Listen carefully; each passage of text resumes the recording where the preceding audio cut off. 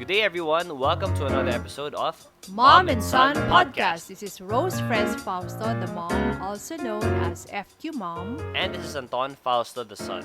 Greeting you guys another happy Tuesday. And I know that this week nga dapat parang medyo full force, quote-unquote full force na yung pagbagik sa nakaraan. I've been seeing stories of traffic, which made me feel nostalgic and scared at the same time because nostalgic si wow, may traffic na naman. I mean, sobra na naman yung traffic sa EDSA, nakakamiss. Uso na naman si Waze. Yeah, but at the same time I'm scared. Like looking at stories, Instagram stories of the traffic. Not that scared because okay, everyone's in cars, so they're not talking to each other, but they're all gonna end up somewhere where they're gonna be with each other and they're gonna be in physical close distance again with each other, which is kind of scary. But I think one of the main reasons, if not the main reason, why we are back na to quote unquote full force, people are going to work na again and everything is because of the economy. Yes. So and it's a money thing. Yeah, and people really have to also try to do something. For those who are not lucky enough to be able to work from home, they should be able to continue their livelihood.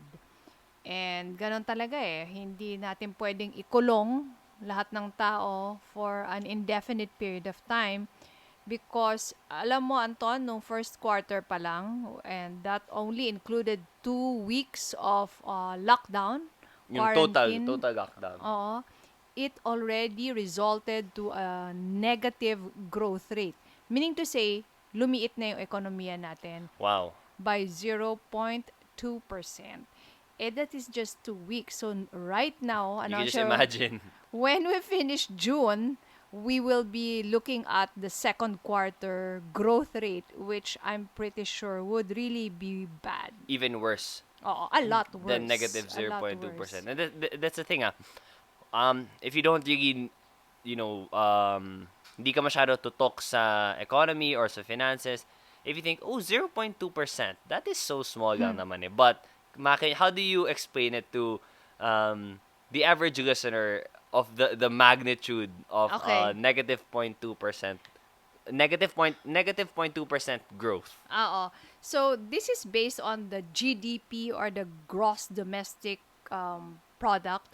Ito po kasi yung measurement ng economic activity natin. So this is the value of the goods and services in the economy.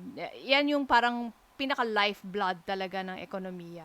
And for the last so many years, we have been in what we call a demographic sweet spot. We have been growing at an average, of 6%. Parang per year? Per year, oo. So nakakapanghinayang Anton kasi parang moment natin to Yeah. Para bang alam mo yon, ito na yung moment mo, tapos biglang naudlot because of this global health crisis, which has immediately translated into an economic crisis. Yes, and that's why we are in this, we're tackling this topic today because we know that the COVID-19 pandemic is a health thing, but we can't take away how it's so directly related to the economy of our country, to our personal finances, that you can't separate one from the other kasi. Yes, so ang kahulugan niyan when it comes to the individual households, marami pong households ang nawalan ng income. Yes. So syempre, nawalan ng income, significantly lower income, what does this result to? Mas konti ngayon yung consumption, yung pagbili ng goods and services. It's very easy to explain now kasi syempre sarado ang mall. So wala kang pupuntahan, wala kang mabibili. So bagsak ang ekonomiya, lumiliit yung ekonomiya natin. And that's why now it's always important to talk about this. It's always important to have a high FQ, but I really believe that now I didn't know there would actually be a time where you really needed it even more. You needed to have FQ even more. Oo, sobra talaga. At saka ngayon talagang naramdaman ng bawat isa sa atin, hindi lang dito sa Pilipinas but the entire world, the importance really of having an emergency fund. Eto na nga po. Imagine how many months has it been and we do not know up to how many more months this would last, 'di ba? So It's really very important. So to those who failed to prepare for this, may this be a big, big lesson na hindi na natin kakalimutan. Yeah, we know that the again I was saying, it was a health thing. It's a global health crisis. But then now that we're sort of, medyo, I think I would like to believe now we sort of dealt with those, the urgent ones, the how am I gonna get food, is my family safe, all of that. Now we have to sort of think again of our future and take care of our future. How are we, during a strange time, especially now where when people are losing their jobs, businesses are either shifting or closing Shutting down. down Yeah, talaga, no? how do we still prioritize our personal finance for the long run? Okay, so ito, it would have to really start with self-reflection, no? Siguro nagawa na rin ng karamihan natin itong self-reflection na to kasi we've been locked down for so many months now, no? But essentially, what this means is to really figure out ano ba talaga itong negosyo mo? Ano ba talaga yung mga kailangan ng pamilya mo? So, balik tayo dun sa negosyo, no? Most of the time, 'di ba, a lot of people would say, "Oh, it's time to pivot. It's time to pivot." And there is also the other side where baka it's really time to double down. Ibig sabihin, baka kailangan mas pursigihan ko pa. Ngayon, you would be able to figure this thing out for yourself if you're able to identify what business are you really in. Alam mo, ang favorite example ko dito, yung the tale of two companies, yung Kodak and Fuji. Okay, so for those who don't know, film, those are film, are they film companies, They film were camera? primarily film companies. So Uh-huh. dun pinakamalaki yung kita nila, no, yung pagbenta ng film at pag-develop. Nung araw po kasi Walang wala digital. pang digital camera. So meron kang ilalagay na film, either 12 shots ba yan, 24 shots, 36 shots. Ilalagay mo sa camera mo, pipicturean mo, at tapos ipapa-develop mo. So That was their business. doon, yes. On a medyo unrelated note, do you think people are more vain now that we can easily take pictures of ourselves and selfies compared to before? It's gonna take a long time Correct. to take a selfie and then have it You are develop. so right there. And hindi lang yung vanity ang affected, pati yung talagang inability to delay gratification. Because before, we selfie, had, boom, dyan na kagad. before we had to really wait to finish up the The number of film, shots and then you have in to the wait film. for a while pa before it's Oo. developed. And then you just don't finish it kasi mahal din yun eh. And then ipapa-develop mo, may cost ulit yun. Yeah. Eh ngayon, wala. So go lang ng go, click ka lang ng click. Several shots per post, yung mga ganon. Anyway, Going back. So going back to Kodak and Fuji, Kodak was a super number one such that among Filipinos, they would now say, Kodakan mo nga ako. Yeah. It's a term, Kodak moment then. People say that. Yeah, 'di ba? Parang yung mag-Colgate ka. Oh. 'Di ba? So, and then Fuji was, I don't know if it was really the second, but it was also a major film company. But it was no Kodak. It was no Kodak. So, what happened was that when the digital camera came, di syempre, nawawala na sila ngayon ng sales sa film, sa developing. Now, there is a difference in the way these two companies dealt with that shift. Yung Kodak, syempre, ang tagal na niyang, number one. It insisted on being a film company. So, what it did, parang gumawa siya ng mga digital, gumagawa siya ng digital camera din. Nung una, sabi niya, that's a crappy, product. Tapos maya-maya, naglagay siya ng mga booth para baka may mga magpa-print. While, Fuji, what did Fuji do? Ang ginawa ng Fuji, inaral niya, ano nga ba ako? Well, I am actually a chemical company. So, ang ginawa niya, it devoted a lot of its resources on research. So, naging major pharmaceutical. Wow. Oo. Iba. Oo. So, kasi nakita niya may need doon eh. May need sa pharmaceutical, pati sa cosmetics. Oh, And as a matter of fact, it is now one of the major companies in the front line for developing a solution, a treatment for COVID. Oh, really? Yes. So, Wow. ganun siya kabongga. So, It's- na-bankrupt ang Ang Kodak. Are they Well, gone now? Meron ulit Novelty. bumabalik. Parang mga ganun. Wait, so this is exactly like the Blockbuster Correct, yes. and Netflix example where Yeah. one company that was the giant refuse to change with the times, refuse to adapt and change their business model, which has worked for so long. Yeah. And this small player, this small new player in the market, just went with the times, adjusted, Yes. adapted, and ended up being the bigger and more successful company Oo. pa in the Alam mo, end. siguro there's also a burden for being the number one. When we're the number one, we insist and we're very stubborn kasi we are so infatuated with our model And our na this is, success. this is what worked. And it works eh. It Oh, works eh. this is what worked. So, you should now be able to differentiate, is this still gonna work? And most of the time, hindi eh. Sabi nga nila, the only constant thing in the world is It's change. change. Yan. So, So, yun. So, intindihin nyo, magpaka-Fuji kayo, huwag kayong magpaka-Kodak in whatever line of business you're in now. so that's the business side of it. You know, looking into yourself. It's very it can be applied then with your life. Eh. Hindi naman talaga business lang eh. Correct. Looking to yourself, looking at your values, but then now onto the more FQ financial intelligence quotient Yeah. side of things. We always preach this. We always talk about the three basic laws of money. Let's go through them one by one. And could you, FQ mom, could you explain like how can this be still applied in this specific situation of a pandemic? So number one, pay yourself first. Oo, di ba? Sasabihin nila, Rose naman, Anton naman, ano pang isa-save and invest ko? Yeah. Ubus na nga, no? So, syempre, that is really very understandable. But, whenever you will now be earning something again, alam mo, I don't know this has really kasi worked for me eh. No matter how small your income, you just really have to set aside something. It's really like a muscle. It's a saving muscle that you need to exercise all the time. So kahit sobrang kapiranggot lang, a few pesos, please, just continue that habit. Basta it's the habit. Oo, it's the habit which is more important eh. And of course, palakihan mo yung income mo. So I think you can also give us stories, if you've lost some income sources, you have to, you have to Fuji yourself.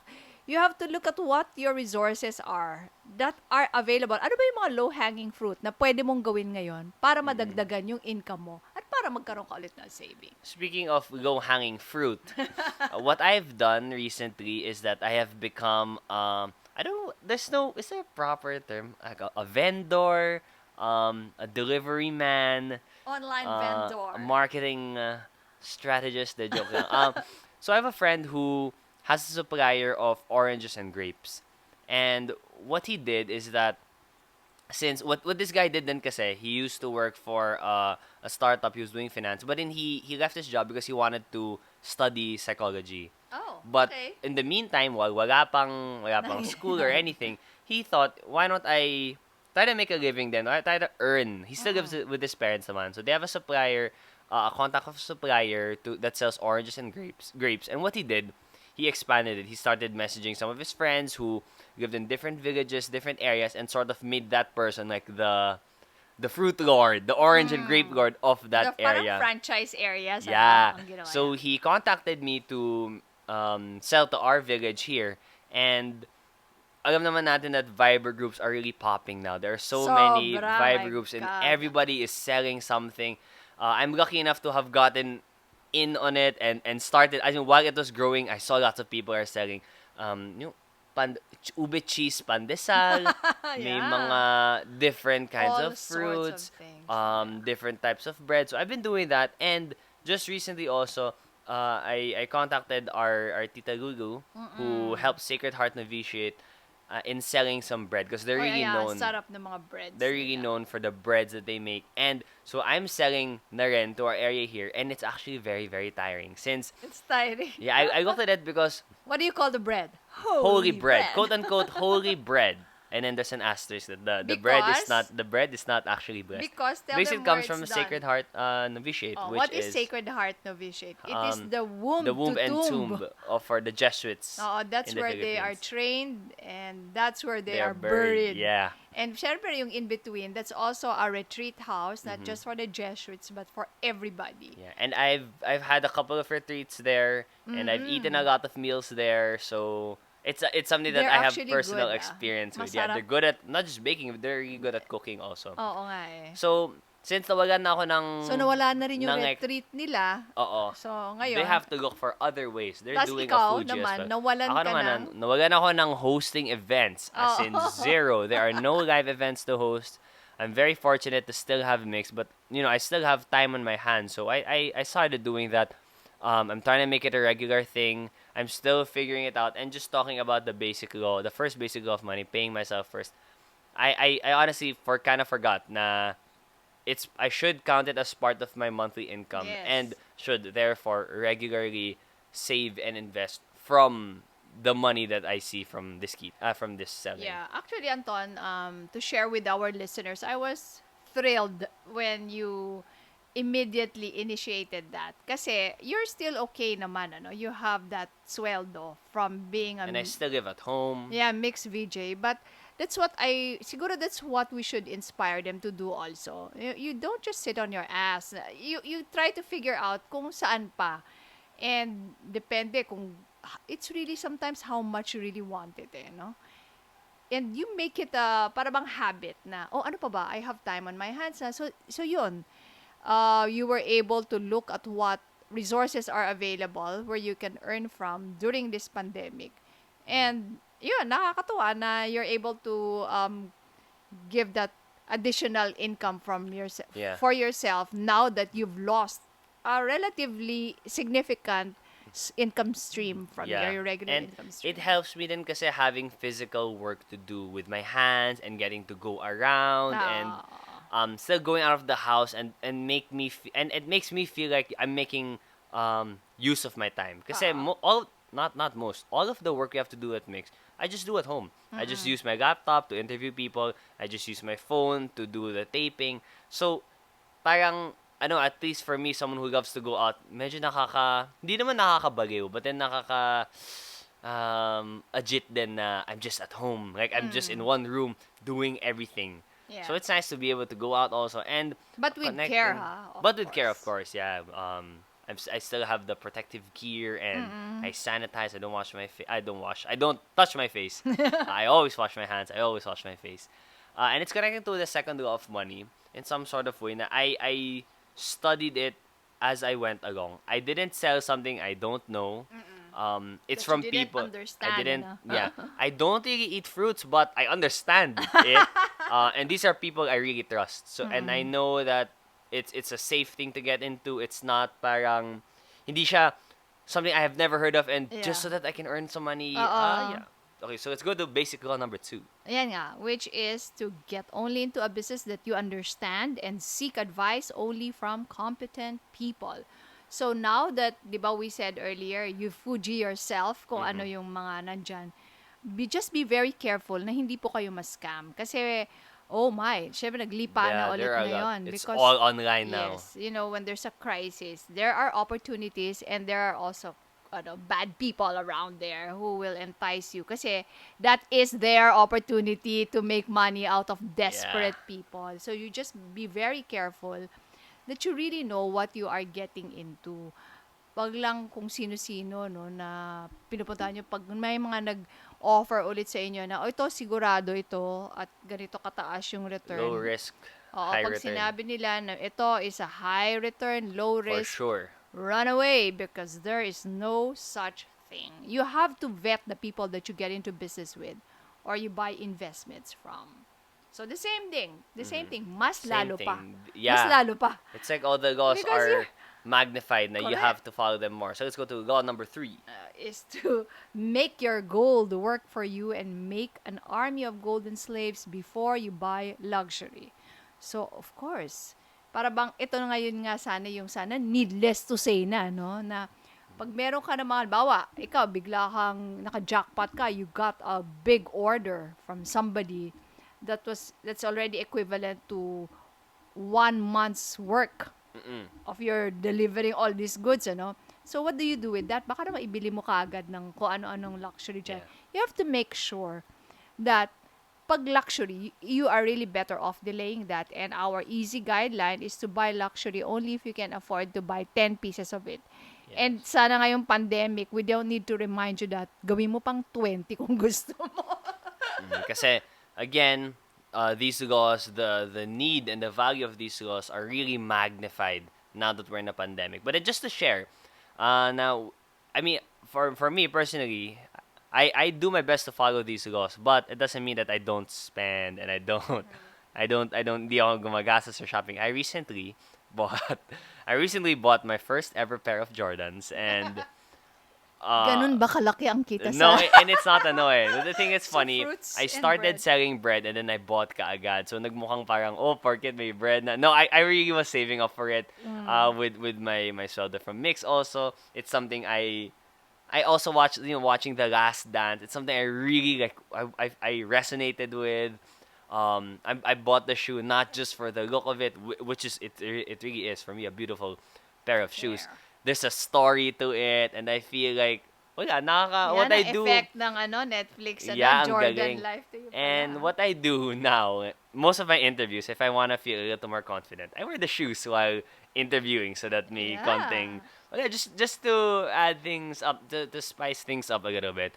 So yun, again, the three laws of money, we say this all the time, but the reason why we say this all the time is because these are the three basic laws of money, and Oo. no matter what the situation is, we really believe that these should be followed. So number Oo. one, pay yourself first. Number two, Get only into a business that you understand and seek advice only from competent people. and number three is to make your gold work for you and to make an army of golden slaves before you buy luxury. Before you buy Jordans. Before you buy Jordans. And I think we should also make mention of debts, Okay, utang, yeah. borrowings. So, syempre, ngayon, sasabihin nyo, kasi wala na talaga. Wala na talaga, You just have to be very careful kasi nga talaga, ang utang is a double-edged sword. It helps you purchase the things that you really need, Now. even if you still don't have the money. But because of that, siguraduhin nyo naman na need yon.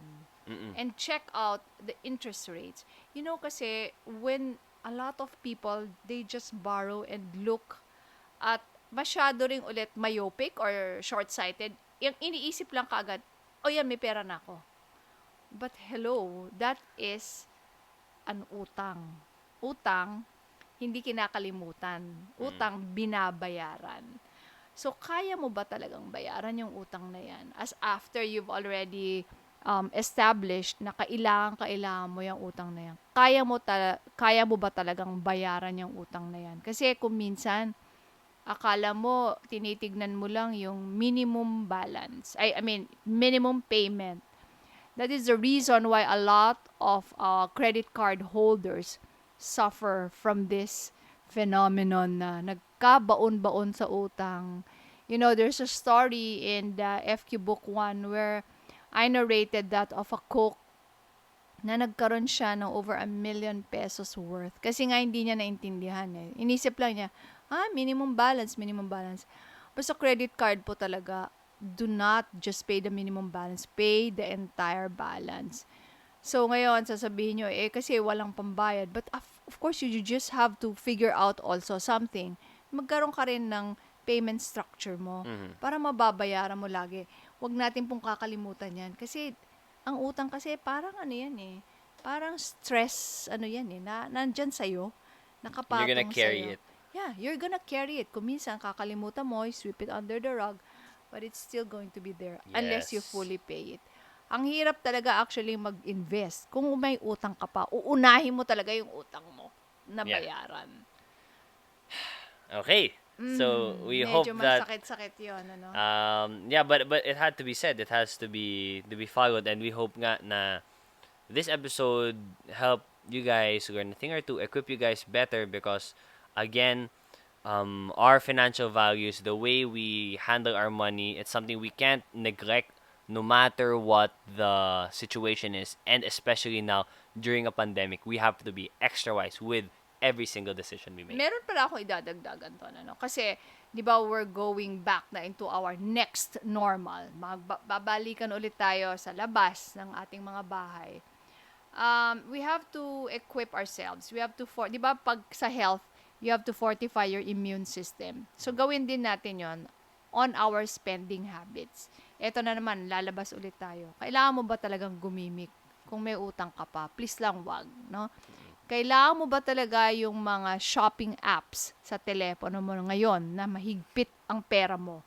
Tanggalin mo muna. I promise you, tanggalin mo muna. In fact, as we mentioned, I think in a previous episode, kahit siguro yung mga social media accounts mo that always make you want to buy something, Yes. tanggalin mo muna. So, you really just have to make it easy for you to do the right thing kasi we cannot always count on our willpower, lalo na ngayon na medyo ang hirap ng buhay, parang mga bad news. Yun yung tinatawag natin na ego depletion gusto din eh. natin ng pampahappy Oo, minsan. oo, pampahappy. So, gumawa na lang po kayo ng mga iba yung pampahappy na wala Yes. munang gastos kung mahigpit pa ang pera. Yes. So, again, we hope you learned from this episode. We wish you guys all the best of luck. And that's it. Thank you again for listening to this episode of Mom and Son Podcast. This has been Rose Fres Fausto, the mom, also known as FQ Mom. And Anton Falso the son. Now that we're approaching this next normal, we hope you guys spend wisely and be wise with your money decisions. Bye. Bye! The Mom and Son podcast comes out every Tuesday, 7 a.m. and can be streamed on Spotify, YouTube, Buzzsprout.com, Apple iTunes, and Google Podcasts. Join us every week for your weekly dose of family, finance, passions, and everything in between. We want to know what you think. Email us at antonfausto@gmail.com and join the conversation.